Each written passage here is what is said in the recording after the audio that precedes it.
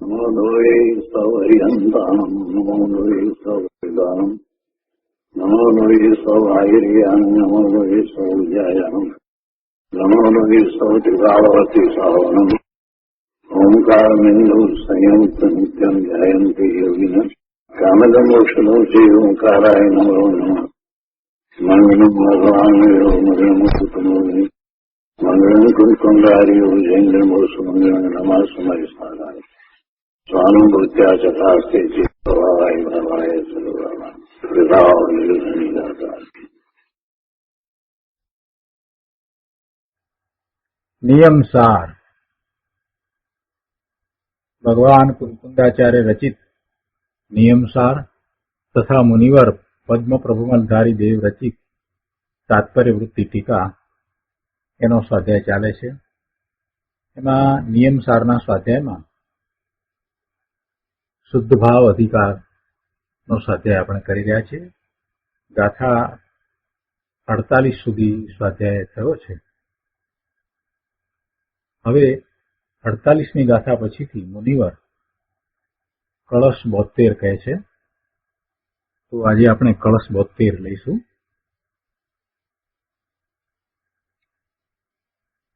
શુદ્ધા શુદ્ધ વિકલ્પના ભવતી સામિથ્યાદશી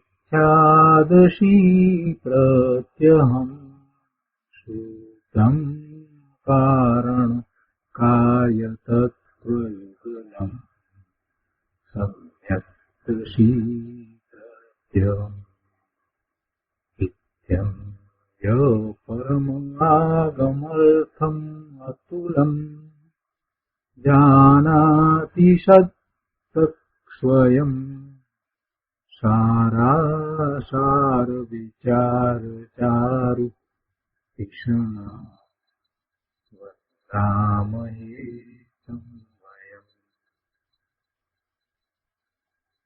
કળશ 72 ના અર્થમાં અહીંયા કહે છે કે શુદ્ધ અશુદ્ધની જે વિકલ્પના તે મિથ્યા દ્રષ્ટિને હંમેશા હોય છે. વિકલ્પના એટલે વિપરીત કલ્પના, ખોટી માન્યતા. શેના વિશે? શુદ્ધ અને અશુદ્ધ. શુદ્ધ અશુદ્ધની જે વિકલ્પના તે મિથ્યા દ્રષ્ટિને હંમેશા હોય છે. સમ્યક દ્રષ્ટિને તો હંમેશા એવી માન્યતા હોય છે કે કારણ તત્વ અને કાર્ય તત્વ બંને શુદ્ધ છે. કારણ તત્વ પોતાનું ત્રિકાળી સ્વરૂપ જે શુદ્ધ છે તે, અને કાર્ય તત્વ એટલે જે કેવળ જ્ઞાન આદિ નિર્મળ પૂર્ણ નિર્મળ દશા પ્રગટ થાય છે તે, તો એ બંને શુદ્ધ છે. એમ સમ્યક દ્રષ્ટિને તો હંમેશા માન્યતા હોય છે, અને મિથ્યા દ્રષ્ટિને શુદ્ધ અશુદ્ધની વિપરીત કલ્પના, ખોટી માન્યતા હંમેશા હોય છે. કઈ રીતે ખોટી માન્યતા છે? કે વસ્તુના સ્વરૂપને અશુદ્ધ માને એવી ખોટી વિપરીત માન્યતા. પર્યાય સહિત વસ્તુના સ્વરૂપને માને, અથવા તો આગળ વધીને ગુરુદેવે એ વાત સમજાવી છે કે વસ્તુનું સ્વરૂપ કોઈકની અપેક્ષાએ શુદ્ધ થાય એવી માન્યતા.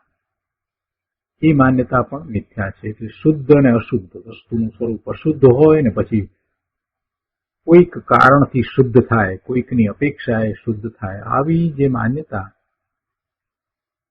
તે ખોટી માન્યતા છે, વિપરીત માન્યતા છે. કેમ કે વસ્તુ તો ત્રિકાળ શુદ્ધ જ છે. જે શુદ્ધ છે એને શુદ્ધ થવાનું હોય નહીં. જે શુદ્ધ છે એ શુદ્ધ થાય છે એમ કહેવાય નહીં. કેમ કે જે ત્રિકાળ શુદ્ધ છે એ કોઈની પણ અપેક્ષા વિના શુદ્ધ જ છે. એટલે એ શુદ્ધ થાય, કોઈક વસ્તુ બને, કાંઈક થાય તો એ શુદ્ધ થાય એમ હોય નહીં. એટલે એમાં અશુદ્ધિની કલ્પના કરવી શુદ્ધ વસ્તુમાં અશુદ્ધિની કલ્પના કરવી અને પછી એ અશુદ્ધિ ચાલી જાય એમ બીજી કલ્પના કરવી, એ બધી વિકલ્પના છે, એ વિપરીત કલ્પના છે, ખોટી કલ્પના છે. મિથ્યા દ્રષ્ટિને આવી વિકલ્પના હોય છે. અહીંયા તો કહે છે કે મિથ્યા દ્રષ્ટિને હંમેશા આવી વિકલ્પના હોય છે,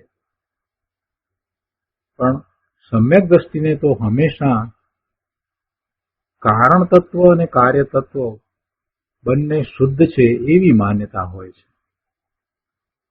કારણ તત્વ એટલે પોતાનું ત્રિકાળી ધ્રુવ શુદ્ધ સ્વરૂપ અને કાર્ય તત્વ એટલે પૂર્ણ નિર્મળ પરિણામ શુદ્ધ પરિણામ.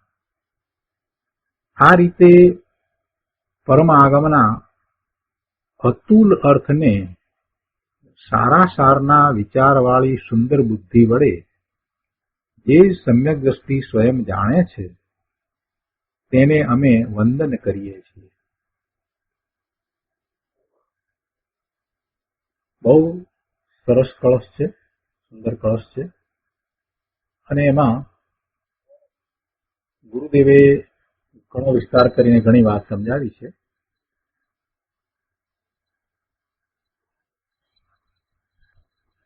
તો આપણે એ વાત કરી રહ્યા છીએ કે શુદ્ધ ભાવ અધિકારમાં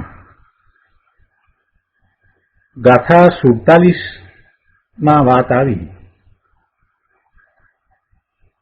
કે જેવા સિદ્ધ આત્માઓ છે તેવા સંસારી જીવો છે. શુદ્ધ દ્રવ્યાર્થિક નયનું આ કથન છે, પણ એમાં એમ કહ્યું કે જેવા શુદ્ધ આત્માઓ છે તેવા સંસારી જીવો છે, અને તેથી નાસ્તિથી એમ કહેવાય કે એ સંસારી જીવોને જન્મ જરા મરણ નથી, અને અસ્થિથી એમ કહ્યું કે એ સંસારી જીવો 8 ગુણોથી અલંકૃત છે. પણ આ જે વાત કરી એ દ્રવ્યાર્થિક નયથી કરવામાં આવી. એટલે 47મી ગાથામાં સિદ્ધ આત્માઓ જેવા સંસારી આત્માઓ છે એની વાત કરી, અને એથી આગળ વધીને 48મી ગાથાની અંદર એમ કહ્યું કે જેમ સિદ્ધ ભગવંતો અશરીરી, અવિનાશી, અતિન્દ્રિય, નિર્મળ અને વિશુદ્ધ આત્મા છે, તેમ સંસારમાં સર્વ જીવો જાણવા એમ કહ્યું. એટલે બંને ગાથા દ્વારા એ ભાવ આવ્યો કે આ આત્મા શુદ્ધ છે, અને આ આત્મા શુદ્ધ છે એ વાતને મુનિવરે આ 72મા કળશમાં લઈ લીધી. 72મા કળશની અંદર એમ સ્પષ્ટ કર્યું કે આ શુદ્ધ ને અશુદ્ધ ને એ બધી કલ્પનાને તું છોડ, તારું સ્વરૂપ તો ત્રિકાળ શુદ્ધ જ છે, તારું સ્વરૂપ તો ત્રિકાળ શુદ્ધ જ છે. અને પછી એમ કરી અને વાત કરી કે સમ્યક દ્રષ્ટિને હંમેશા કારણ તત્વ અને કાર્ય તત્વ બંને શુદ્ધ છે એવી માન્યતા છે, અને મિથ્યા દ્રષ્ટિને આ શુદ્ધ અશુદ્ધની વિકલ્પના છે. આ રીતે વાત મૂકી. ગુરુદેવે જે વિસ્તાર કર્યો છે એને આપણે બરાબર સમજીએ. ખૂબ ઊંચી વાત કરી છે શુદ્ધ અને અશુદ્ધ વિશેની. આત્માના શુદ્ધ સ્વરૂપનો નિર્ણય કરાવે એવી બધી વાત અહીંયા ગુરુદેવે કરી છે. પ્રવચન રત્ન ચિંતામણી ભાગ બીજો, પાના નંબર 263. કોમ્પ્યુટરમાં ગો ટુ પેજ નંબર 270, પુસ્તકમાં પાના નંબર 263, શ્લોક 72 ઉપરનું પ્રવચન.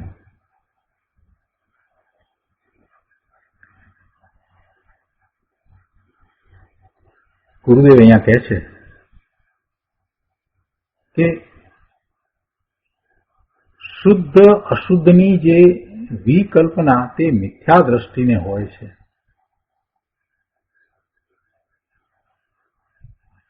જુઓ કેવી ભાષા મુનિવરે કરી છે. કહે છે કે શુદ્ધ અશુદ્ધની જે વિકલ્પના તે મિથ્યા દ્રષ્ટિને હંમેશા હોય છે. ત્રિકાળી એક રૂપ ભગવાન આત્મા શુદ્ધ અશુદ્ધ છે એવો ભેદ જેને પર્યાય દ્રષ્ટિ છે તે માને છે અને તે મૂંઢ જીવ છે. ત્રિકાળી એક રૂપ ભગવાન આત્મા એને શુદ્ધ અને અશુદ્ધ એમ ભેદ રૂપે માનવો એવી માન્યતા કરવા વાળો એ મૂંઢ જીવ છે, મૂંઢ મિથ્યા દ્રષ્ટિ છે. ત્રિકાળી એક રૂપ ભગવાન આત્મા શુદ્ધ અશુદ્ધ છે એવો ભેદ જે પર્યાય દ્રષ્ટિ છે ને એને છે. એ પર્યાય દ્રષ્ટિ એને એમ માને છે કે આત્માનું સ્વરૂપ શુદ્ધ ને અશુદ્ધ. કેમ કે જે ત્રિકાળ શુદ્ધ છે એને વિશે એવી વિકલ્પના થઈ શકે જ નહીં. આત્મામાં પર્યાય રૂપની શુદ્ધતા માનવી એ મિથ્યાત્વ છે.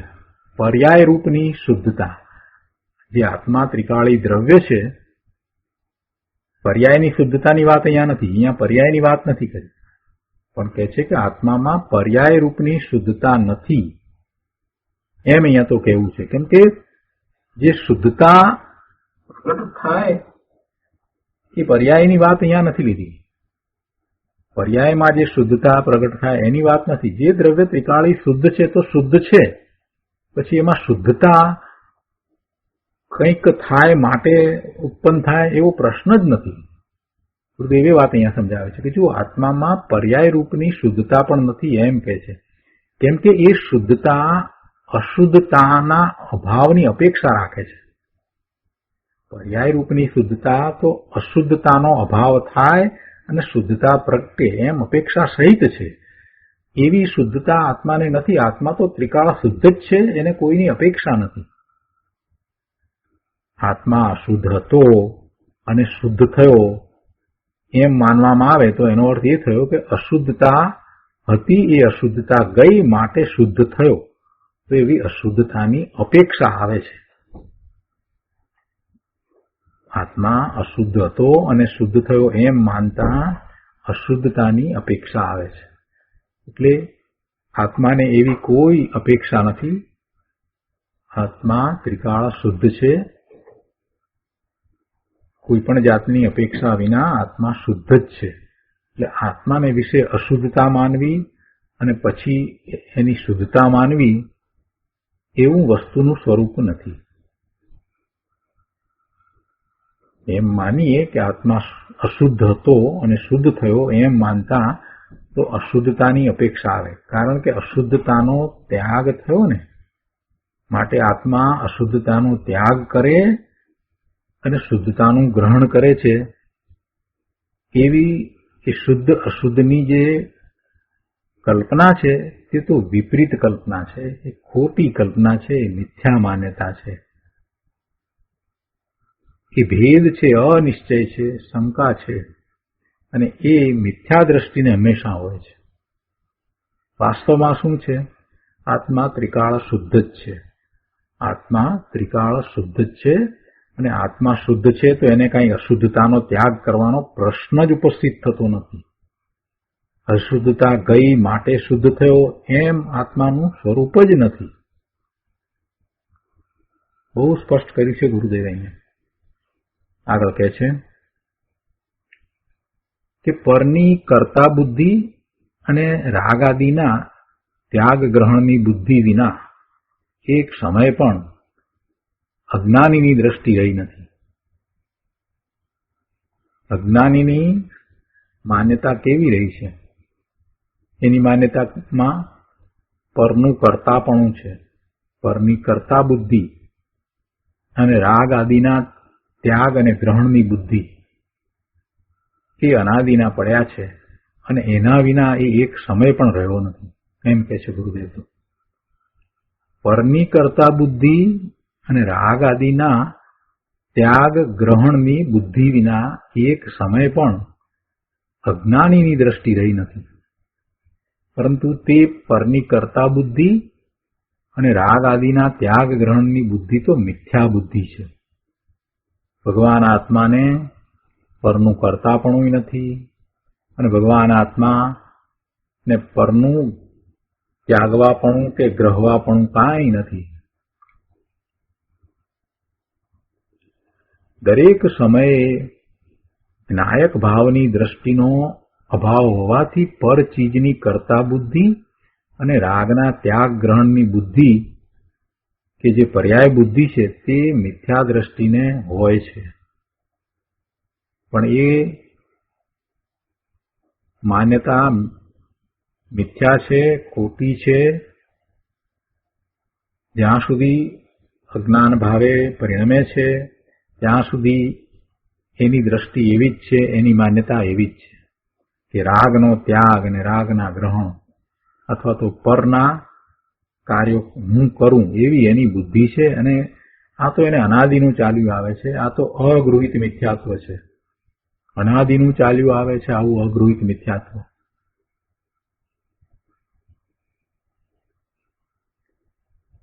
હવે એના ઉપરાંત અહીંયા એમ કહે છે કે આત્મા શુદ્ધ અશુદ્ધ છે એવા જે પર્યાયની અપેક્ષાના ભેદો છે તે મિથ્યા દ્રષ્ટિને સદાય હોય છે.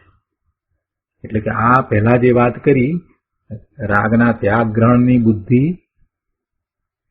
અને પરના કર્તાપણાની બુદ્ધિ તો એને અનાદિની ચાલી આવે છે એવો અજ્ઞાની મિથ્યા દ્રષ્ટિ એવા અગૃહિત મિથ્યાત્વ સહિત તો છે. પણ અહીંયા કહે છે કે એને આત્માની શુદ્ધ ને અશુદ્ધ, આત્માની શુદ્ધ ને અશુદ્ધ એવી જે કલ્પના એ વિકલ્પના છે. અને એ પર્યાયની અપેક્ષાના ભેદો છે એ મિથ્યા દ્રષ્ટિને હંમેશા હોય છે, સમ્યક દ્રષ્ટિને નથી હોતા. સમ્યક દ્રષ્ટિની માન્યતા તો બરાબર છે કે આત્મા ત્રિકાળ શુદ્ધ જ છે અને એને અશુદ્ધતા મટીને શુદ્ધતા થઈ છે એમ છે જ નહીં. જો આ અધિકાર શુદ્ધ ભાવ અધિકાર છે.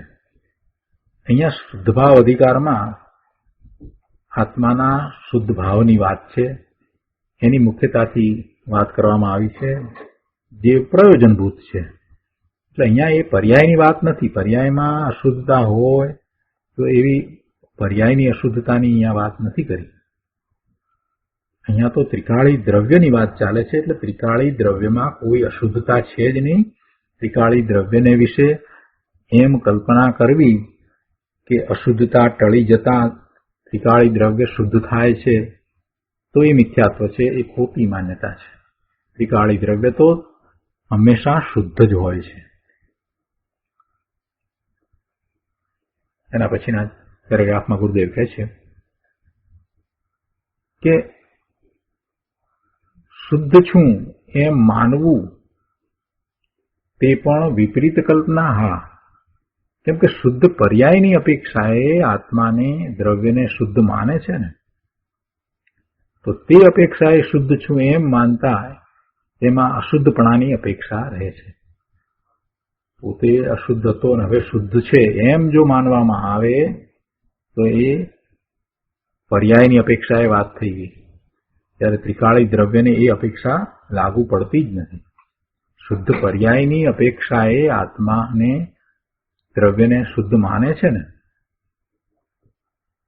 તો તે અપેક્ષાએ શુદ્ધ છું એમ માનતા તેમાં અશુદ્ધપણાની અપેક્ષા રહે છે. એટલે કે પહેલા અશુદ્ધ હતો ને પછી શુદ્ધ થયો. અશુદ્ધ હોય તો શુદ્ધ થાય ને. પોતે શુદ્ધ થયો એમ માનવું એનો અર્થ શું થયો કે પોતે અશુદ્ધ હતો. આત્મા અશુદ્ધ હતો કે હોય એવું અશુદ્ધપણું તો શુદ્ધ થવાનો પ્રશ્ન થાય ને. એટલે પોતે શુદ્ધ થયો એમ જો માનવામાં આવે તો એમાં તો અશુદ્ધપણાની અપેક્ષા રહી છે અને એમાં એ પર્યાય બુદ્ધિ થઈ. ત્રિકાળી દ્રવ્યને એવી અશુદ્ધતા હોય નહીં, એના વિશે અશુદ્ધતા માનવી એ મિથ્યાત્વ છે, એ ખોટી માન્યતા છે, ઊંધી માન્યતા છે. ગુરુદેવ અહીંયા ફરીથી આપણને યાદ કરાવે છે કે આ શુદ્ધ ભાવ અધિકાર છે. આ શુદ્ધ ભાવ એટલે શુદ્ધ પર્યાયની વાત નથી. શુદ્ધ ભાવ અધિકારમાં ત્રિકાળી દ્રવ્યની વાત છે. આ શુદ્ધ પર્યાયનો અધિકાર નથી પરંતુ ધ્રુવનો અધિકાર છે. ગુરુદેવ એમ કે છે અર્થાત જે આ શુદ્ધ ભાવ અધિકાર છે તે ત્રિકાળ શુદ્ધ ધ્રુવનો અધિકાર છે. અને એની અહીંયા એ રીતે વાત કરવામાં આવી છે. એટલે શુદ્ધતા પ્રગટ થઈ, અશુદ્ધતા હતી, આ બધી વાત રહેતી નથી. કેમ કે ત્રિકાળી શુદ્ધ દ્રવ્યને એ હોતું નથી. પહેલા અશુદ્ધતા હોય ને પછી અશુદ્ધતા ચાલી જાય ને શુદ્ધતા પ્રગટ થાય, એવું ત્રિકાળી દ્રવ્યમાં હોય નહીં. જે દ્રવ્ય ત્રિકાળ શુદ્ધ છે તે શુદ્ધ જ છે, અનાદિથી એ શુદ્ધ જ છે, અને એ શુદ્ધ છે એમાં બીજા કોઈની એને અપેક્ષા પણ નથી. એટલે અહીંયા તો આ દ્રવ્યની વાત ચાલે છે, પર્યાયની અહીંયા વાત નથી.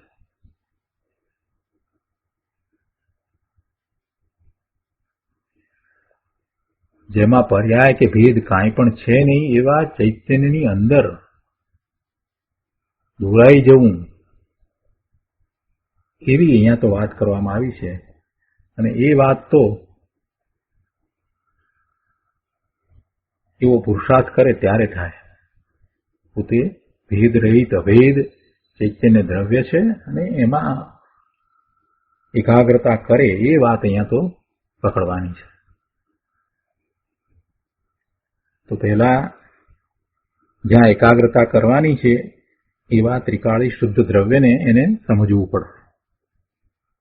અહીંયા આગળ 264માં પાના ઉપર કહે છે કે અહીં એ કહ્યું કે જેમાં શુદ્ધ અશુદ્ધના ભેદ છે નહીં એવી ચીજમાં, એવા આત્મામાં જે રહેતો નથી તે મિથ્યા દ્રષ્ટિ છે.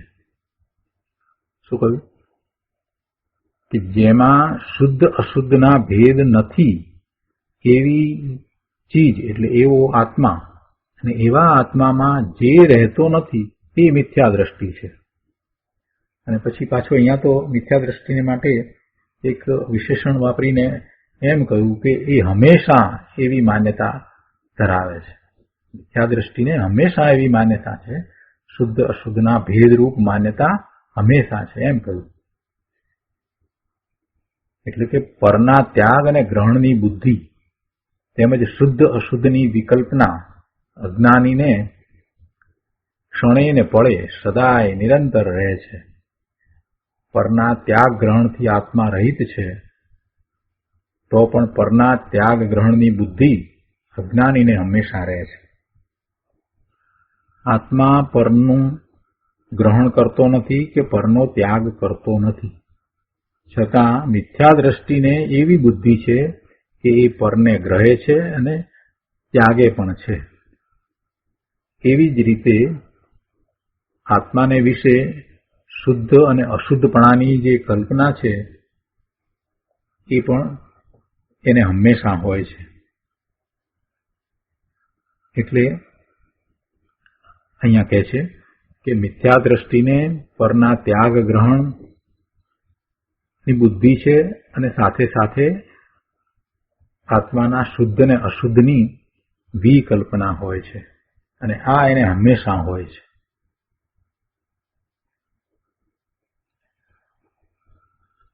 હા, પરના ત્યાગ ગ્રહણની બુદ્ધિ અજ્ઞાનીને હંમેશા રહે છે એમ કહ્યું એટલે કોઈએ અહીંયા પ્રશ્ન કર્યો છે કે આત્મા રાજપાટને કુટુંબ કબીલાને છોડે તો તેણે સંસાર છોડ્યો કહેવાય ને? એ બધું પર છે છતાં એને છોડે તો એને સંસાર છોડ્યો કહેવાય ને? ગુરુદેવે એનું સમાધાન આપતા અહીંયા કહ્યું છે કે પ્રભુ રાજપાટ અને કુટુંબ કબીલાને સંસાર કહેતા જ નથી. ભગવાને સંસારની આવી વ્યાખ્યા નથી કરી. રાજપાટ અને કુટુંબ કબીલો એ બધું કંઈ સંસાર નથી. સંસાર તો એક મલિન અવસ્થા છે, અને તે મલિન અવસ્થા પોતાના દ્રવ્ય સિવાય બીજે ક્યાંય રહેતી નથી. આ બીજું બધું જે છે એ તો બહાર દૂર રહ્યું એનાથી, રાજપાટ કુટુંબ કબીલા. જ્યારે પેલી અવસ્થા છે તો એને પોતાને વિશે છે, એ દ્રવ્યની અવસ્થા છે. તેથી સ્ત્રી, પુત્ર, કુટુંબ કે વેપાર આદિ સંસાર નથી, એ બધી તો પર ચીજ છે, અને તે પરને આત્મા કોઈ કાળે સ્પર્શે છે એમ પણ નથી. આત્મા એક પરમાણુને પણ સ્પર્શતો નથી, પર ચીજને કોઈને સ્પર્શતો નથી. અને પરમાણુનો વિચાર કરીએ તો કોઈ પણ દ્રવ્યનો વિચાર કરીએ તો એક દ્રવ્ય બીજા દ્રવ્યને અડતું નથી, સ્પર્શતું નથી.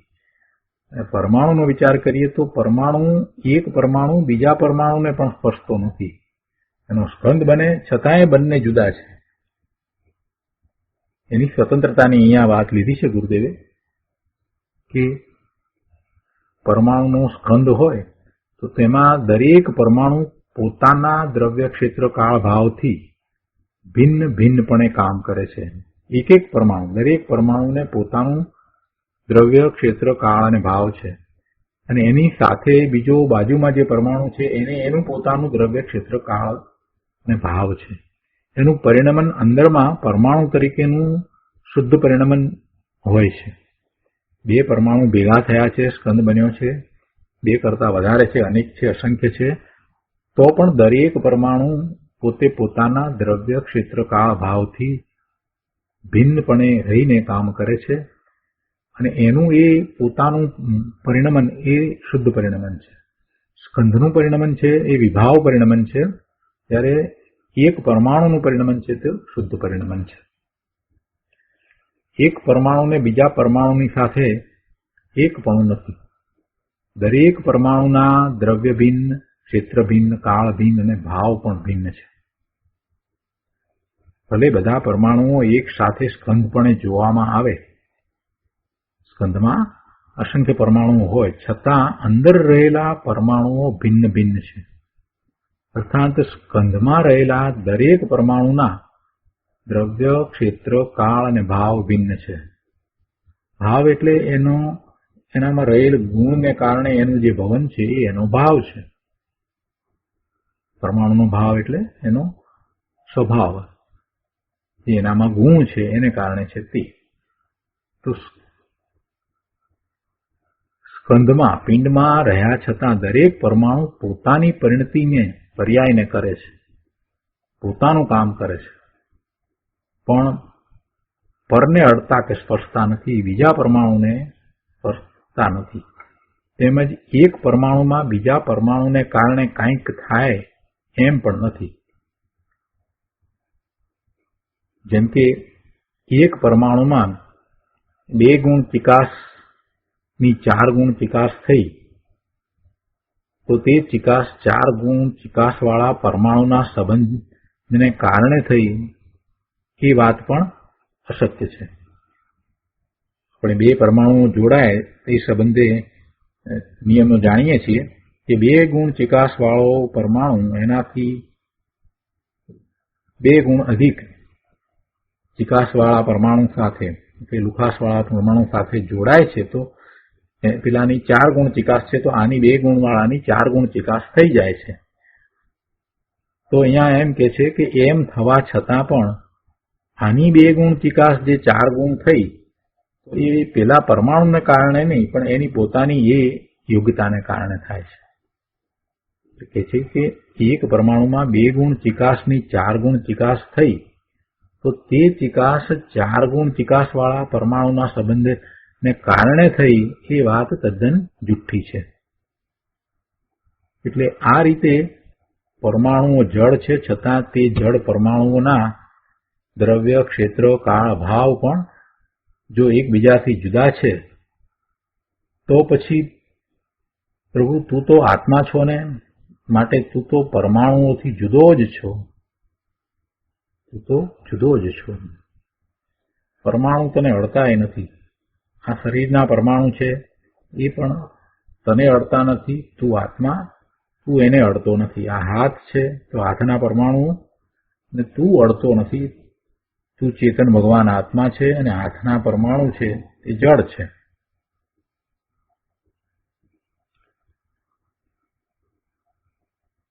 અહીંયા મૂળ વાત તો ત્રિકાળી શુદ્ધ દ્રવ્યની કરવી છે, પણ આ છોડવાની વાત આવી ને, ગ્રહણ ને ત્યાગની વાત આવી ને, એટલે ત્યાગ અને ગ્રહણને વધારે સ્પષ્ટ કરવા માટે ગુરુદેવે આ વાત સમજાવી કે આત્મા પર પદાર્થને ગ્રહતો નથી, ને ગ્રહતો નથી તો ત્યાગતો નથી.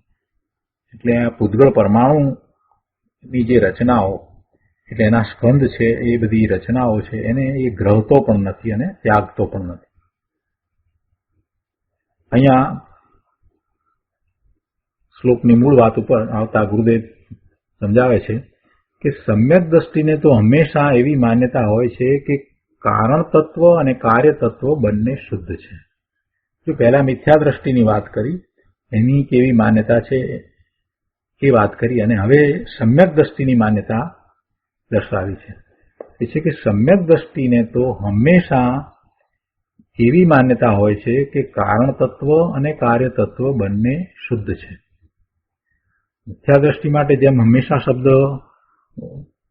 પ્રયોગ કર્યો હતો, એવી રીતે અહીંયા સમ્યક દ્રષ્ટિ માટે પણ હંમેશા શબ્દ પ્રયોગ કર્યો છે. તો કહે છે કે સત્ય દ્રષ્ટિવંતને હંમેશા, સાચી દ્રષ્ટિવાળાને કે સમ્યક દ્રષ્ટિને હંમેશા એવી માન્યતા હોય છે કે કારણ તત્વ એટલે ત્રિકાળી શુદ્ધ તત્વ એ પણ શુદ્ધ છે, અને કાર્ય તત્વ એટલે કે કેવળ જ્ઞાન અને વર્તમાન પર્યાય પણ શુદ્ધ છે. અર્થાત પૂર્ણ સિદ્ધ પર્યાય રૂપ મોક્ષ અને તેનું કારણ એવો મોક્ષનો માર્ગ પણ શુદ્ધ છે. પૂર્ણ શુદ્ધ દશા છે એ તો શુદ્ધ છે, અને એ જેના આશ્રય પ્રગટ થઈ છે એવું એ તત્વ પણ શુદ્ધ છે. પૂર્ણ સિદ્ધ પર્યાય રૂપ મોક્ષ એ શુદ્ધ છે, અને એનું કારણ એવો કારણ પરમાત્મા પણ શુદ્ધ છે. અને અહીંયા તો પછી એ વાત પણ સાથે લીધી કે એ મોક્ષનો માર્ગ પણ શુદ્ધ છે. છતાં તે મોક્ષ અને મોક્ષનો માર્ગ પર્યાય નયનો વિષય છે, વ્યવહાર નયનો વિષય છે. મોક્ષ એ પર્યાય છે, મોક્ષ માર્ગ એ પણ પર્યાય છે, એટલે એ તો વ્યવહાર નયનો વિષય છે. અહીંયા તો દ્રવ્યાર્થિક નયથી પોતાનું સ્વરૂપ, પોતાનું શુદ્ધ તત્વ એની અહીંયા વાત કરવી છે,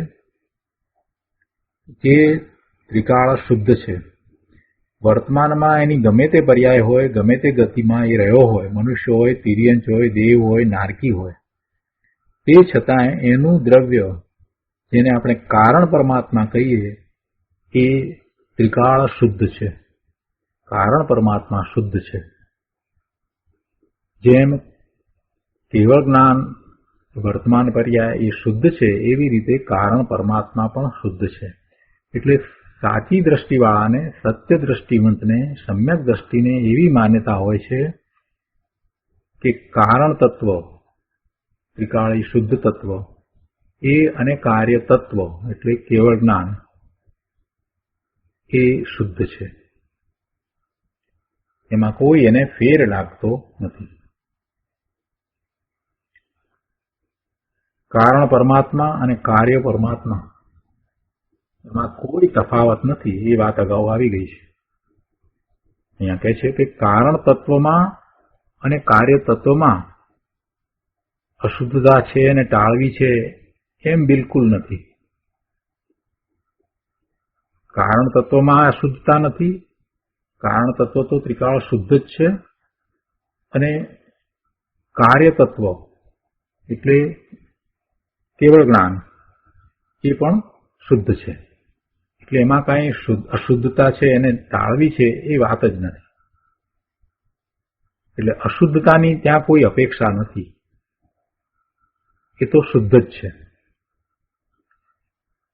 ગુરુદેવ કહે છે કે જો અહીંયા એમ કહ્યું ને કે કારણ તત્વ અને કાર્ય તત્વ બંને શુદ્ધ છે, તો શુદ્ધ છે તેનો અર્થ એ છે કે કારણ તત્વ અને કાર્ય તત્વ અશુદ્ધ ને હવે અશુદ્ધતા ટાળવી છે એમ નથી. શુદ્ધ છે એ તો શુદ્ધ છે જ, પછી એમાં અશુદ્ધતા ટાળવાનો પ્રશ્ન નથી, અથવા તો અશુદ્ધતા ગઈ છે માટે એ શુદ્ધ છે એમ નથી. ત્રિકાળી આત્મા પણ શુદ્ધ છે અને તેનો પર્યાય પણ શુદ્ધ છે. અશુદ્ધતાને તો આત્મા અડતોય નથી. જો કે અજ્ઞાનપણામાં પર્યાયમાં અશુદ્ધતા છે, તો પણ દ્રવ્ય શુદ્ધ છે અને એ દ્રવ્ય તેને અડતું નથી. દ્રવ્ય તો શુદ્ધ અને અશુદ્ધ બંને પ્રકારની પર્યાયથી રહિત છે, અને એવા દ્રવ્યનું લક્ષ્ય કરતા, ત્યાં એકાગ્રતા કરતા એવા નિર્મળ પરિણામ થાય છે. ગુરુદેવ કહે છે કે પણ આવું કોણ માને? આવું કોણ માને એટલે કે તત્વનો અભ્યાસ નહીં, શાસ્ત્રોનો અભ્યાસ નહીં, પછી આવી માન્યતાને એ સમજે કેવી રીતે? સાચી વાતને સમજે ક્યાંથી?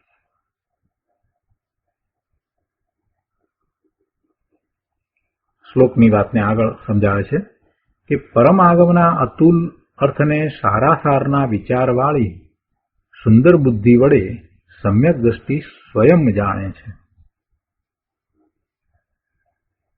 ત્રિલોકનાથ તીર્થંકર દેવ, દિનેશ્વર દેવ, હરિયન પરમાત્મા વર્તમાનમાં મહાવિદ્ય ક્ષેત્રમાં બિરાજે છે. તે મહાવિદ્ય ક્ષેત્રમાં ભગવાનના સંસ્મરણમાં આ આત્મા અનંતવાર ગયો છે, પરંતુ તેણે પોતાની તરફ દ્રષ્ટિ કરી નહીં. તેની પર તરફ જ દ્રષ્ટિ રહી કે ભગવાન આવા બાહ્ય વૈભવવાળા છે. ભગવાનનો વૈભવ જોયો કે સમુસળનો વૈભવ જોયો તો એ બધા બાહ્યમાં જે વૈભવ હતા એની જ એને દ્રષ્ટિ થઈ, અને એમ ભગવાન તરફ દ્રષ્ટિ કરવાથી લાભ થશે એવી એને દ્રષ્ટિ થઈ. એ તો શુભભાવ હતો, પરના લક્ષે થતો શુભભાવ હતો. એ દ્રષ્ટિથી એ અંતરમાં જાય એમ બનતું નથી. જ્યાં પરનું લક્ષ કરે છે ત્યાં સ્વનું લક્ષ થતું નથી. ગુરુદેવ અહીંયા એમ કહે છે કે ભગવાન તરફ દ્રષ્ટિ કરવાથી લાભ થશે એવી એની માન્યતા હતી, તે પણ મિથ્યા માન્યતા છે. કેમ કે એ તો શુભભાવ છે અને પુણ્યબંધનું કારણ છે. આકરું લાગે એવું છે, કેમ કે સંપ્રદાયમાં આ રીતે જ વાત ચાલે છે. પંચ પરમેષ્ઠીનું સ્મરણ, એના દ્વારા મુક્તિ પ્રાપ્ત થાય વગેરે વાત ચાલે છે ને. એટલે ખરેખર તો એ પુણ્યબંધનું કારણ છે, એ શુભભાવ છે, અને એથી મુક્તિ નથી થતી. મુક્તિ તો પોતાના ત્રિકાળી શુદ્ધ સ્વરૂપનું લક્ષ્ય કરતા થાય છે. પોતે મુક્ત સ્વરૂપ જ છે, અને મુક્ત સ્વરૂપનું લક્ષ્ય કરી અને પોતે એમાં દીનતા કરે છે અને સ્થિરતા કરે છે. એમ એ આખો મુક્તિનો માર્ગ છે, મોક્ષનો માર્ગ છે. પણ એવા માર્ગમાં વચ્ચે એને એવા શુભભાવ આવે છે તો પંચપરમેષ્ઠીનું સ્મરણ વગેરે હોય છે. પંચપરમેષ્ઠીનું સ્મરણ, પંચપરમેષ્ઠી પ્રત્યે અહોભાવ, પૂજાનો ભાવ, એવા ભાવ સાધક દશામાં હોય જ છે, નથી હોતા એમ નહીં. પણ એ બધો ભાવ છે તે શુભ ભાવ છે અને બંધનું કારણ છે, પુણ્ય બંધનું કારણ છે, એ મુક્તિનું કારણ નથી.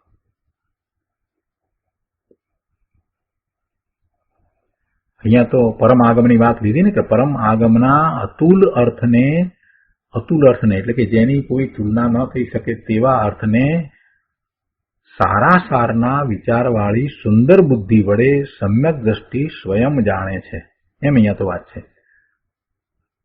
તો એના વિશે અહીંયા આગળ વાત કરે છે 266માં પાના ઉપર, કે પરમ આગમ કે જે ભગવાનની વાણી છે તેનું જ્ઞાન કરીને પણ અશુદ્ધતાથી લાભ થાય, અને મારામાં અશુદ્ધતા છે એમ જેને પર્યાય બુદ્ધિ રહે છે તેને પરમ આગમનો સાર જાણ્યો નથી. જે પરમ આગમનો સાર જાણે છે એને તો પોતાના દ્રવ્યને વિશે અશુદ્ધતા હોતી જ નથી એવી માન્યતા છે. પોતાનું દ્રવ્ય ત્રિકાળ શુદ્ધ છે એવી માન્યતા છે. સમ્યક દ્રષ્ટિની માન્યતા તો પોતે ત્રિકાળ શુદ્ધ છે એવી હોય છે. પણ જેને પર્યાય બુદ્ધિ છે એને એવી માન્યતા છે કે પોતે અશુદ્ધ છે, પોતાનામાં શુદ્ધતા છે. અને એવી જે પર્યાય બુદ્ધિ સહિત છે એને ગમે તેટલા શાસ્ત્રો વાંચ્યા હોય છતાં એને પરમ આગમનો સાર જાણ્યો નથી. એને પરમ આગમનો સાર જાણ્યો નથી. અહીંયા આગળ કહે છે કે વિતરાગ સર્વજ્ઞ દેવ ત્રિલોકનાથની દિવ્ય ધ્વનિ સાંભળવા ઇન્દ્રો આવે છે. એકાવતારી ઇન્દ્રો તેમની સભામાં જાય છે. તો એ દિવ્ય ધ્વનિ કેવી હશે? એ દિવ્ય ધ્વનિ કેવી હશે? અને એ દિવ્ય ધ્વનિમાંથી ગણધર ભગવાને 12 અંગ અને 14 પૂર્વના જ્ઞાનની રચના કરી, અને એમાંથી આચાર્ય ભગવાને શાસ્ત્રોની રચના કરી. તો એ કઈ સામાન્ય વાત નથી. એમાં જે દિનેશ્વર ભગવાનની વાણીમાંથી આવેલું તત્વ રહ્યું છે તો એ કઈ સામાન્ય વસ્તુ નથી.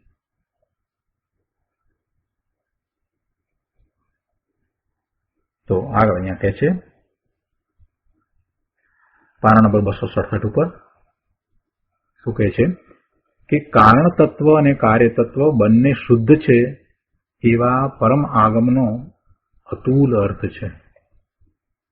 શું છે પરમ આગમનો અતુલ અર્થ? કે કારણ તત્વ અને કાર્ય તત્વ બંને શુદ્ધ છે. પરમ આગમના આ અતુલ અર્થને પરમ આગમમાંથી સાર અસાર જાણીને ડાહ્યો જ્ઞાની પુરુષ જાણે છે. પરમ આગમે આવું કહ્યું છે તો તેમાંથી જ્ઞાનીએ આવું જ કાઢ્યું, આવું જ ગ્રહણ કર્યું છે. અર્થાત જ્ઞાનીએ પરમ આગમમાંથી આવું કાઢ્યું તો એનો અર્થ એ થયો કે પરમ આગમે પણ આમ જ કહ્યું છે.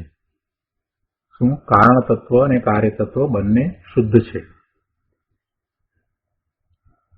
અહીંયા ગુરુદેવ કહે છે કે આગમ સાંભળીને અંતરમાં નિજ અવલંબનથી લાભ માનવો તે આખા આગમનો સાર છે.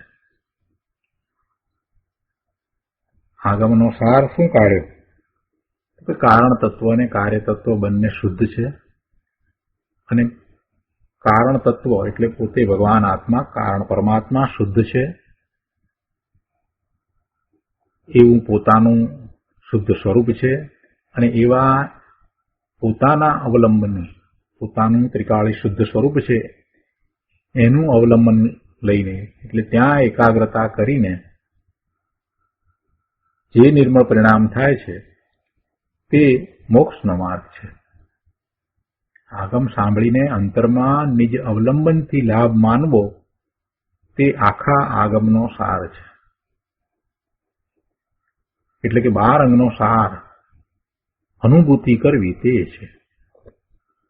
એનો અર્થ એવો થયો ને, આગમને સાંભળીને અંતરમાં નિજ અવલંબનથી લાભ માનવો તે આખા આગમનો સાર છે. એટલે એનો અર્થ શું થયો કે 12 અંગનો સાર સ્વાનુભૂતિ, સ્વનો અનુભવ કરવો, અનુભૂતિ કરવી એ જ 12 અંગનો સાર છે. બાકી કોઈ 12 અંગ ભણ્યો માટે કઈ વિશેષતા છે એવું નથી. ભણે એના અર્થ કરે, એવો દ્રવ્યશ્રુતનો અભ્યાસ કરે, પણ સ્વાનુભૂતિ ન કરે તો એ બધું જ્ઞાન, દ્રવ્યશ્રુતનું જ્ઞાન માત્ર માહિતી રૂપે રહી જાય. 12 અંગનો સાર તો એ છે કે અનુભૂતિ કરવી. સમયસાર કળશ ટીકામાં એ વાત આવે છે કે કોઈ 12 અંગ ભણ્યો એટલે કાંઈક વિશેષતા છે એમ નથી, કેમ કે એ તો વિકલ્પ છે, એટલે માહિતીરૂપ જ્ઞાન છે. અંદરમાં અનાદિથી એક રૂપ સત્તા રાખવાવાળા પૂર્ણ આનંદ પ્રભુ ભગવાન આત્માનો જેણે પત્તો લીધો તેણે તે પત્તો પરમ આગમમાંથી સાર અને અસારનો વિચાર કરીને લીધો છે. એટલે કે જેણે પોતાના ત્રિકાળી ધ્રુવ સ્વરૂપનું લક્ષ્ય કરી અને સ્વાનુભૂતિ કરી છે, તો એ સ્વાનુભૂતિ કરતા પહેલા જે દ્રવ્યશ્રુતનો અભ્યાસ થયો છે એમાં એને સાર શું છે અને અસાર શું છે એનો બરાબર નિર્ણય કર્યો છે. પરમ આગમમાંથી સાર અને અસારનો વિચાર કરી અને એને આત્માના તત્વને, આત્માના સ્વરૂપને જેમ છે તેમ જાણ્યું છે અને પછી એવો જ અનુભવ કર્યો છે.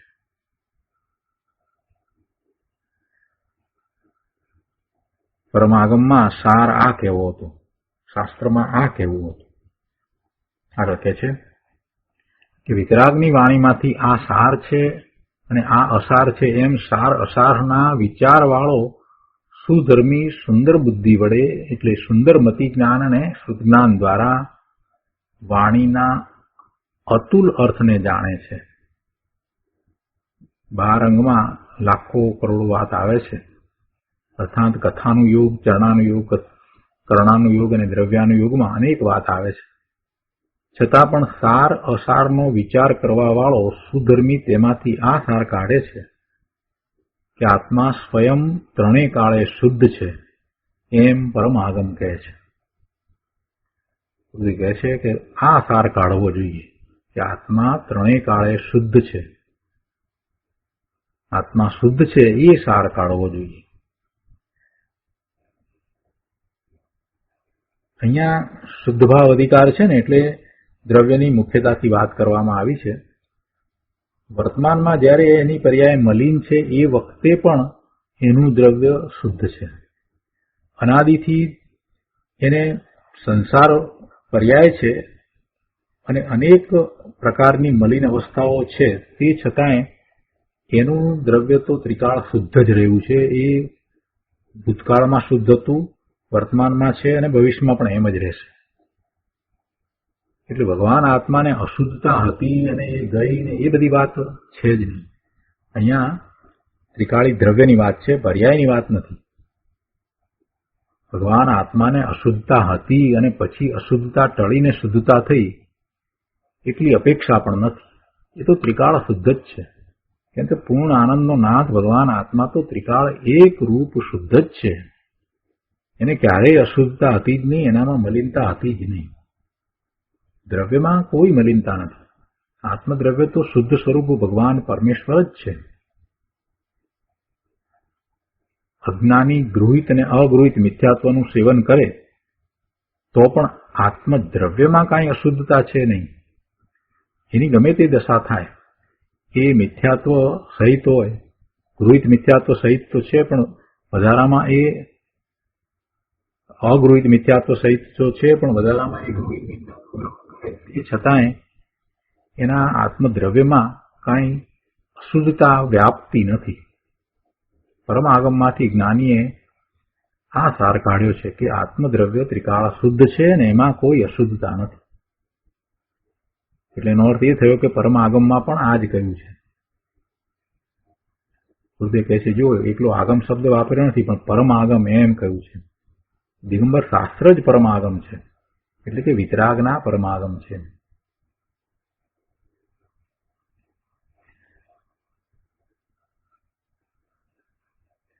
અહીંયા 268 પાના પર બીજા પેરેગ્રાફમાં ગુરુદેવ કહે છે કે પ્રભુ તું કોણ છો કે જેને અશુદ્ધતા કહેવી એ શોભતું નથી? એવો તું કોણ છો? અશુદ્ધતા ટળી એમ કહેવું પણ શોભતું નથી. કેમ કે તને અશુદ્ધતા હતી નહીં, તો પછી અશુદ્ધતા ટળે એમ કહેવું એ શોભતું નથી. અશુદ્ધતા હોય ને અશુદ્ધતા ટળી હોય તો વાત બરાબર છે કે કહેવાય કે અશુદ્ધતા ટળી, પણ એને અશુદ્ધતા હતી જ નહીં, એટલે એને અશુદ્ધતા ટળી એમ કહેવું શોભતું નથી. છતાંય આનાથી વિરુદ્ધ પ્રકારની વાત કરનારા સંપ્રદાયની બુદ્ધિવાળા હોય છે, તો એમણે એ આગમનો સાર જાણ્યો નથી. પરમાત્માએ કહેલ, લોકનાથે કહેલ દિવ્ય ધણીમાંથી જે સારભૂત વાત છે એ એમણે સાંભળી નથી. અહીંયા કહે છે કે એ દિવ્ય ધણીમાંથી સાર અસારનો વિચાર કરનાર સુંદર બુદ્ધિવાળો સમ્યક દ્રષ્ટિ છે, અને તે સ્વયં જાણે છે કે હું ત્રિકાળ શુદ્ધ છું. આવું સમ્યક દ્રષ્ટિ સ્વયં જાણે છે, અર્થાત મારામાં અશુદ્ધતા હતી ને ટળી એમ પણ જાણતો નથી. સર્વજ્ઞ દેવે આમ કહ્યું છે, પરમ આગમમાં પણ આમ કહ્યું છે, અને વાણીમાંથી સાર અસારનો વિચાર કરીને જ્ઞાનીએ પણ આ કાઢ્યું છે. તો આમાં 3 વાત થઈ. પહેલી વાત કે સર્વજ્ઞ દેવની વાણીમાં આ સાર કહ્યો છે કે શુદ્ધ ચૈતન્ય મૂર્તિ આત્માને શુદ્ધતા અશુદ્ધતા હોવાની વાત છોડી દે, આમ ભગવાને કહ્યું છે. આત્માને શુદ્ધતા અશુદ્ધતા નથી, આત્મા ત્રિકાળ શુદ્ધ જ છે. બીજી વાત, ભગવાનની વાણીમાં પરમ આગમમાં પણ આમ કહ્યું છે. અને ત્રીજી વાત, સમ્યક દ્રષ્ટિએ પણ પરમ આગમમાંથી આમ કાઢ્યું છે. તેથી આગમમાંથી જે જીવ આ વાત કાઢે છે તે જ આગમને જાણે છે. જે આવી વાત આગમમાંથી કાઢે છે એ જ આગમને જાણે છે, બીજા આગમને જાણતા નથી. એનો અર્થ એવો થયો. બીજી કોઈ રીતે બીજો કોઈ સાર કાઢે, બીજા પ્રકારે એમાંથી કોઈ સાર કાઢે તો તે આગમને અને ભગવાનને પણ જાણતો નથી. તથા જે આગમને અને ભગવાનને જાણતો નથી તે આત્માને તો જાણતો જ નથી. એ આત્માને તો જાણતો જ નથી.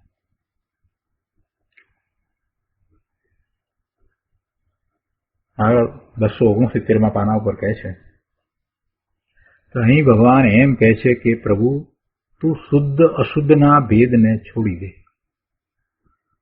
શું કહેવું છે? કે તું શુદ્ધ અશુદ્ધના ભેદને છોડી દે અને હું ત્રિકાળ શુદ્ધ એક રૂપ છું એમ નિર્ણય કર. આમ ભગવાને કહ્યું છે. પરમ આગમમાં પણ આમ કહ્યું છે, અને તું પણ આગમમાંથી આમ સાર કાઢ. શું સાર કાઢવાનો? કે પોતાનું સ્વરૂપ ત્રિકાળ શુદ્ધ જ છે, આત્મા શુદ્ધ જ છે, એને અશુદ્ધતા છે જ નહીં. એટલે શુદ્ધ અશુદ્ધના ભેદને છોડી દેવા. અશુદ્ધ હતો અને અશુદ્ધતા ટળી માટે શુદ્ધ થયો છે એમ નહીં, પરંતુ પોતે ત્રિકાળ શુદ્ધ જ છે. એમ જો તું આગમમાંથી સાર કાઢે તો તું સુંદર બુદ્ધિ વડે એવો સાર કાઢનાર સમ્યક દ્રષ્ટિ છે એમ કહેવાય. એટલે કે છે અહીંયા કે સુંદર બુદ્ધિ વડે, અહીંયા એ વાત કરી એટલે પોતાની કલ્પના દ્વારા નહીં, પણ ભગવાનની વાણીમાં અને આગમમાં જે કહ્યું છે તેમાંથી સુંદર બુદ્ધિ વડે સાર કાઢીને સમ્યક દ્રષ્ટિ સ્વયં જાણે છે. સમ્યક દ્રષ્ટિ સ્વયં એમ જાણે છે કે હું તો અનાદિ અનંત ચૈતન્ય મૂર્તિ એવા આત્મામાંથી ખસ્યો જ નથી, હઠ્યો જ નથી, અને મારા દ્રવ્યમાં ક્યારેય અશુદ્ધતા આવી નથી. હું ત્રિકાળ શુદ્ધ છું, ચૈતન્ય મૂર્તિ છું, અને મારા એવા દ્રવ્યમાંથી ક્યારેય ચલિત થયો નથી, ખસ્યો નથી, અને અશુદ્ધતામાં ગયો નથી. મારું દ્રવ્ય તો એવું ને એવું શુદ્ધ છે. મારા દ્રવ્યને અશુદ્ધતા અડતી પણ નથી. એટલે અહીંયા કહે છે કે પર્યાય રૂપની શુદ્ધતા પણ મારા દ્રવ્યને અડતી નથી. પર્યાયમાં જે નિર્મળ પરિણામ થાય ને એ પણ ત્રિકાળી દ્રવ્યને અડતા નથી.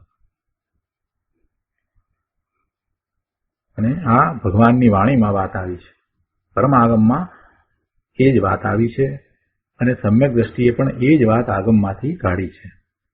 એટલે મુનિવર કહે છે કે તેને અમે વંદન કરીએ છીએ. અહીંયા સમ્યક દ્રષ્ટિ સ્વયં જાણે છે એમ કહે છે, એટલે કે કોઈ પરની, ગુરુની કે શાસ્ત્રની અપેક્ષા વિના સમ્યક દ્રષ્ટિ પોતાથી જાણે છે.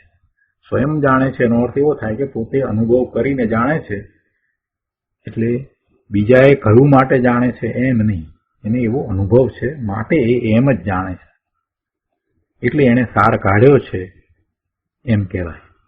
એને સાર કાઢ્યો છે તો શાસ્ત્રમાંથી, પણ એ શાસ્ત્રમાં આપ્યું છે માટે જાણે છે એમ નહીં. સ્વયં કહ્યું એનો અર્થ એ છે કે એવો જ એને અનુભવ છે.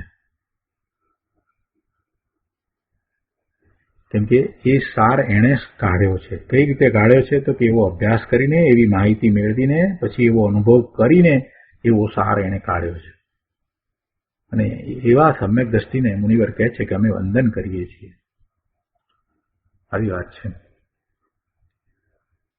તો ગાથા 47 અને 48માં જે વાત આવી એમાં તો સિદ્ધ સમાન આત્માના શુદ્ધ દ્રવ્યને કહ્યું. કારણ પરમાત્મા અને કાર્ય પરમાત્મા વચ્ચે તફાવત નથી એમ કહ્યું. અને સંસારી જીવ છે એનું પણ સ્વરૂપ એવું જ શુદ્ધ છે એની વાત કરી. એટલે મુનિવરે એ બે ગાથામાં જે વાત આવી એના અંતે આ ભાવ ભરેલો કળશ કહી દીધો. અને એમાં એમ સમજાવ્યું કે આત્માને અશુદ્ધ હતો અને પછી શુદ્ધ થયો એવું કહેવાય જ નહીં. એને અશુદ્ધતા છે જ નહીં. એ ત્રિકાળ શુદ્ધ છે અને એને અશુદ્ધતા જવાની અપેક્ષા પણ નથી. અને એ વાત પ્રભુની વાણીમાં પણ આવી, આગમમાં પણ આવી છે, અને સમ્યક દ્રષ્ટિએ સ્વયં અનુભવ સહિત એ વાતને એમાંથી કાઢી છે. તો આ રીતે આપણે આ 72મો કળશ અહીંયા પૂરો કરીએ છીએ. આજનો સ્વાધ્યાય અહીંયા સુધી રાખીએ છીએ. હવે સુખધામ બોલીએ. સુખધામ અનંત સુસંત ચરી દિન રાત રહે તદ ધ્યાન મહી પ્રકાંતિ અનંત સુધામય છે પ્રણમુ પદતે વરતે જયતે પ્રણ